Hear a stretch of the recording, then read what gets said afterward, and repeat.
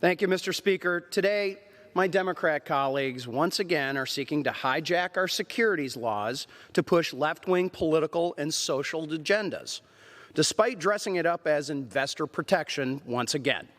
Make no mistake, this bill will increase costs on publicly owned companies, discourage private companies from going public, and frankly, could encourage not only private companies to stay private, but even have and entice public companies to go back to being private companies. This is going to result in fewer investment opportunities for everyday American investors, also known as our constituents, who are saving for retirement, a college education, or simply looking to just build a better life. In short, this bill will increase the number of government-directed, mandatory disclosure requirements on publicly traded companies, which will increase compliance costs on companies and divert company resources that could have been used to create more jobs. Now, to be fair, this is a job creation bill. However, the only jobs created by this bill will be for special tranche of attorneys and corporate compliance coordinators and the occasional scientist. Not exactly what people and economists would call productive types of jobs. Under this bill, public companies would be required to disclose environmental, social, and governance issues, as well as, quote-unquote, climate risk. These metrics would be set by the Securities and Exchange Commission, not Congress. Descriptions of any expenditure for political activities and donations to political candidates or trade organizations by executives, these are duplicative of existing requirements, for example. The ratio between the pay raise percentage of the company's executives and the pay raise percentage of the company's median employee. This is in some ways duplicative of the mandatory CEO pay ratio disclosure that Democrats put in the Dodd-Frank Act, which itself is an essentially useless metric. And country-by-country tax and financial reports from multinational enterprises. This will upend the current country-by-country tax reporting rules overseen by the IRS. Let's be clear. My friends across the aisle are using the federal securities laws to implement their partisan wish list of social policy priorities. They're doing it through mandatory disclosure regimes that, at best, tangentially related to actual investment decisions.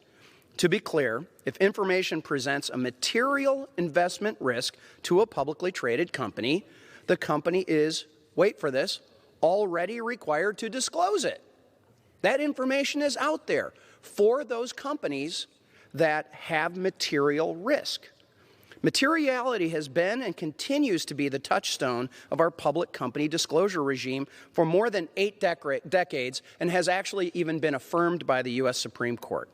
It has held the test of time, and we simply cannot just discard it to appeal to the Democrats' progressive agenda. Our capital markets are the best in the world, in no small part because materiality is the basis of our disclosure regime here in the United States. Yet, my Democrat friends apparently want to throw it all away for the sake of appealing to left-wing, quote-unquote, stakeholders. Additionally, H.R. 1187 will greatly expand the SEC's jurisdiction by requiring the SEC to promulgate disclosures on environmental, climate change, political spending, tax reporting, and foreign policy issues, among others. This is not the sweet spot for the SEC. It does not have the experience in any of these issues and is not the appropriate entity for determining these metrics or industry standards, nor is the Securities and Exchange Commission the appropriate entity to review and enforce such disclosures. The SEC knows how to regulate materiality. That's their expertise.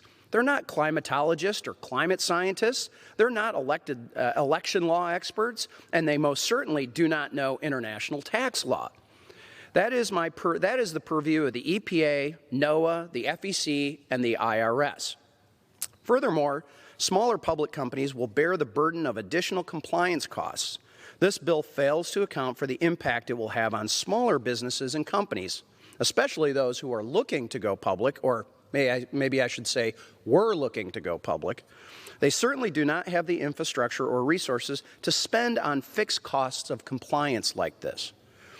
H.R. 1187 will result in fewer investment opportunities for American investors. It will discourage private companies from going public and encourage public companies to go private to avoid these burdensome new non-material and useless disclosure requirements. Sadly, this will hurt the everyday investors, our constituents, that the Democrats claim they want to help. In other words, this bill stands to harm everyone saving for retirement, a college education, or just looking to build a better life. This is just a bad bill, and I urge a no vote on H.R. 1187, and I reserve the balance of my